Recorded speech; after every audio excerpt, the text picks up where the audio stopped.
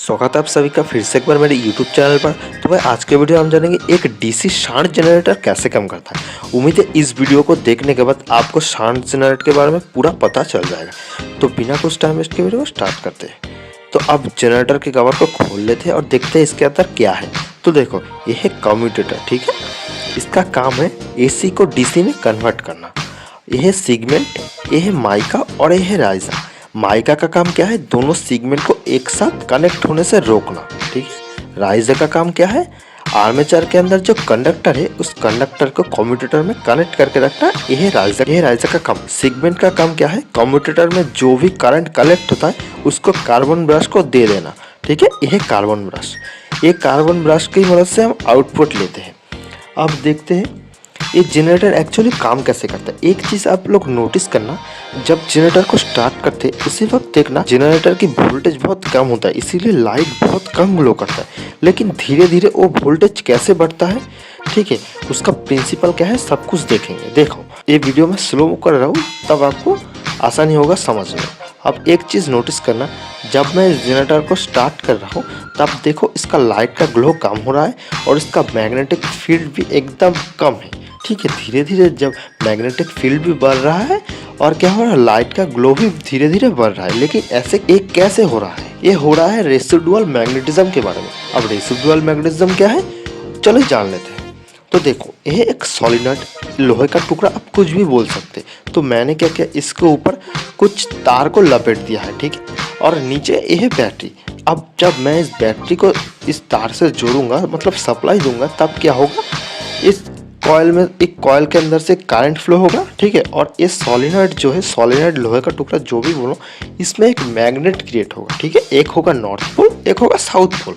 अब अगर मैं इस बैटरी को हटा दूंगा तब क्या होगा, ये मैग्नेट खत्म हो जाएगा, ठीक है। लेकिन अब मान लो मैंने फिर से इसको कनेक्ट कर दिया और ऐसे ही छोड़ दिया 4 घंटे 5 घंटे, मैंने इसको ऐसे ही छोड़ दिया। अब जब 4 घंटे 5 घंटे बाद मैं आऊँगा और तब अगर मैं इसको हटाऊंगा बैटरी से, तब क्या होगा, देखा जाएगा धीरे धीरे इस सॉलिनॉइड खुद से एक मैग्नेट में कन्वर्ट हो गया है। लेकिन इसका क्या होगा, मैग्नेटिक फ्लक्स बहुत कम होगा, अट्रैक्शन पावर बहुत कम होगा, लेकिन थोड़ा सा मैग्नेट इसके अंदर जनरेट होगा।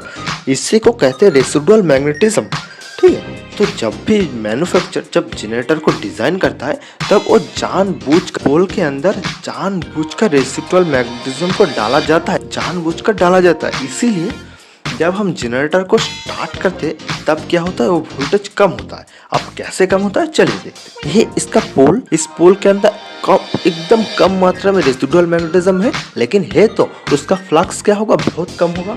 लेकिन जनरेटर जब घूमेगा, ठीक है, वो क्या करेगा, धीरे धीरे कम फ्लक्स कट करेगा, उसका स्पीड भी कम है और फ्लक्स भी कम है, ठीक है। फर्स्ट टाइम जब जनरेटर स्टार्ट होता है तब क्या होता है, उसका स्पीड कम रहता है, धीरे धीरे तो बढ़ता है। तो फर्स्ट टाइम क्या होगा, फ्लक्स को कम कट करेगा, लेकिन कट तो करेगा। कट करने की वजह से उस आर्मेचर के अंदर एक EMF जनरेट होगा, ठीक है। और जितना जल्दी कट करेगा उतना ज़्यादा EMF जनरेट होगा। ये हमको पता है, Faraday's law and Faraday's second law दोनों हम जानते हैं। तो फैराडेस फर्स्ट लॉ ने क्या कहा था, जब भी किसी फ्लक्स को किसी कंडक्टर कट करेगा तो क्या होगा, उस कंडक्टर के अंदर एक EMF जनरेट होगा, और जितना जल्दी कट करेगा उतना ज़्यादा EMF जनरेट होगा। तो सेम प्रिंसिपल यहाँ पर भी काम होता है। जनरेटर में क्या होता है, इसका आर्मेचर, जो आर्मेचर घूमता है, ठीक है, और आर्मेचर क्या करता है, इस फ्लक्स को कट करता है। कट करने की वजह से उस आर्मेचर के अंदर एक EMF जनरेट होता है, और वही EMF कम्यूटेटर की मदद से फील्ड कॉइल तक पहुँचता है एंड फील्ड कॉइल को एनर्जाइज करता है, ठीक है। अब जब फील्ड कॉइल को एनर्जाइज करता है तब क्या होता है, वो फील्ड कॉइल मैग्नेट में कन्वर्ट होता है, और मैग्नेट का जितना ज़्यादा मैग्नेट होगा उतना ही मैग्नेट का फ्लक्स भी उतना बढ़ेगा, ठीक है। जितना फ्लक्स बढ़ेगा आर्मेचर की कंडक्टर उतना ज़्यादा कट कर पाएगा, और जितना ज़्यादा कट कर पाएगा आर्मेचर के अंदर उतना EMF ज़्यादा जनरेट होगा। एक टाइम पे ऐसा आएगा कि आर्मेचर फुल स्पीड में घूमेगा एंड फील्ड कॉइल का फ्लक्स भी फुल होगा, एकदम मैक्सिमम फ्लक्स होगा। तब क्या होगा, हमको आउटपुट जो भी मिलेगा मैक्सिमम वोल्टेज मिलेगा। तो ऐसे ही जनरेटर काम करता है। तो उम्मीद करता हूँ वीडियो आपको पसंद आया होगा, जनरेटर के बारे में आपको पूरा नॉलेज हो गया होगा। अगर कोई भी डाउट है आप नीचे कमेंट कर से पूछ सकते हैं, मैं उसका आंसर दे दूंगा। तो दोस्तों उम्मीद करता हूँ अगर वीडियो आपको पसंद आया तो दोस्तों अगर वीडियो आपको पसंद आया तो एक लाइक ज़रूर करना। अगर चैनल पे नया हो तो चैनल को ज़रूर सब्सक्राइब करना, क्योंकि मैं ऐसे वीडियो लाता रहता हूँ। तो मिलते हैं दोस्तों अगली वीडियो में, तब तक के लिए बाय बाय।